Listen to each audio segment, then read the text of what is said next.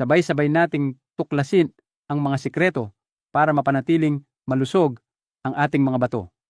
Kapag lampas na tayo sa edad na 60, nagsisimulang humina ang ating katawan, lalo na ang paggana ng mga bato. Napakahalaga ng papel ng mga bato sa pagsala ng dugo at pagtanggal ng mga lason sa katawan. Gayunpaman, hindi lahat ng pagkain ay mabuti para sa maliit ngunit makapangyarihang organ na ito. May 4 na karaniwang gulay na tahimik na nakakapinsala sa kalusugan ng bato. Sa kabilang banda, may 4 ding uri ng gulay na nakakatulong sa pagpapanumbalik ng paggana ng bato. Panoorin hanggang dulo upang malaman kung paano pumili ng tamang pagkain araw-araw. Una, unawain natin ang mga tahimik na kaaway ng ating mga bato. Ang unang kaaway ay ang mga pagkaing mataas sa potassium na kailangan ng katawan ang potassium. Ngunit kapag mahina na ang bato, naiipon ito at nagiging delikado. Ang sobrang potassium sa dugo ay maaaring magdulot ng abnormal na tibok ng puso. Halimbawa nito ay ang patatas, karaniwan ngunit napakataas sa potassium. Kung may sakit ka sa bato, ang pagkain ng pritong o inihaw na patatas ay mabigat sa iyong katawan. Ang ikalawang kaaway ay ang mga pagkaing mataas sa phosphorus. Ang sobrang phosphorus ay nagtatanggal ng calcium sa buto, kaya nagiging marupok ang mga ito. Ang kamote ay isang halimbawa ng pagkaing mataas sa phosphorus na dapat iwasan ng matatanda. Bagamat masarap at nakakatulong sa pagdumi, delikado ito para sa may sakit sa bato. Ang ikatlo ay ang mga pagkaing may mataas na oxalate na sanhi ng kidney stones. Ang spinach, kangkong banyaga, ay isa sa may pinakamataas na oxalate. Kapag pinagsama ang oxalate at calcium sa ihi, nagiging matitigas na bato ito. Nagiging sanhi ito ng matinding sakit at pagbabara sa urinary tract. Ang huli ay ang kamatis, na mataas sa potassium at organic acids. Mas delikado ang tomato sauce dahil mas concentrated ito. Ang madalas na pagkain ng mga ito ay nagpapahirap sa bato. Nagbabala ang National Kidney Foundation at Mayo Clinic tungkol dito.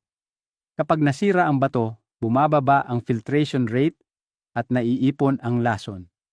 Tumataas ang creatinine, isang senyales ng problema sa bato. Makakaranas ng pagkapagod, pamamaga, at hirap sa blood pressure control. Paano natin mapoprotektahan ang ating bato? Sa kabutihang palad, may mga natural na lunas. Narito ang 4 na gulay na mabuti para sa bato. Una, repolyo, mababa sa potassium at phosphorus. Mayaman ito sa antioxidants na lumalaban sa inflammation. Madaling lutuin at masarap. Ikalawa, labanos, tinatawag na winter ginseng. Nililinis nito ang katawan at tumutulong sa paglabas ng toxins. Mayaman sa vitamina C at ligtas para sa bato. Ikatlo, upo. May mataas na tubig at natural na diuretic. Tumutulong ito sa pag-ihi at paglinis ng urinary tract. Nakakabawas din ng risk ng kidney stones. Ika-4, ang palaya. Nakakatulong sa pagkontrol ng blood sugar. Ang diabetes ay pangunahing sanhi ng kidney failure. Nakakatulong din itong pababain ang creatinine. Napatunayan ito sa mga pag-aaral sa Pilipinas. Ang tamang pagluluto ay mahalaga rin. Pinakamainam ang pagpapakulo at pagtatapon ng sabaw upang mabawasan ang minerals.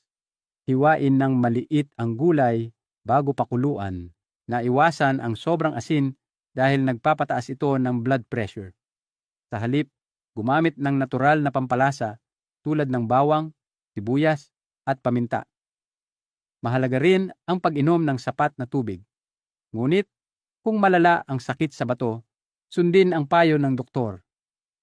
Mag-ehersisyo tulad ng paglalakad upang mapabuti ang daloy ng dugo. Makakatulong ito sa blood pressure at blood sugar control. Matulog ng 7 hanggang 8 oras bawat gabi. Iwasan ang puyat at stress. Magpa-check up ng regular. Ang blood at urine test ay mahalaga. Kung mataas ang creatinine, baguhin agad ang diet. Mas mabuti ang pag-iwas kaysa gamutan. Iwasan, patatas, kamote, spinach, at kamatis. Kainin, repolyo, labanos, upo, at ampalaya. Ang tamang pagpili ng pagkain ay susi sa kalusugan. Ang suporta ng pamilya ay mahalaga rin. Sa Pilipinas, madaling makuha ang mga gulay na ito. Murang halaga, pero mataas ang benepisyo. Huwag hintayin na lumala ang sakit bago kumilos. Ang dialysis ay masakit at magastos. Mas mabuting mag-prevent sa pamamagitan ng tamang pagkain. Simulan sa maliliit na pagbabago. Tanggalin ang junk food at magdagdag ng masustansyang gulay. Ang disiplina ang susi sa mahabang buhay. Kung kapaki-pakinabang ang impormasyong ito, ibahagi ito sa iba. Ang iyong pagbabahagi ay maaaring makatulong sa iba. Maraming salamat sa panonood. Magkita-kita tayo muli sa susunod na video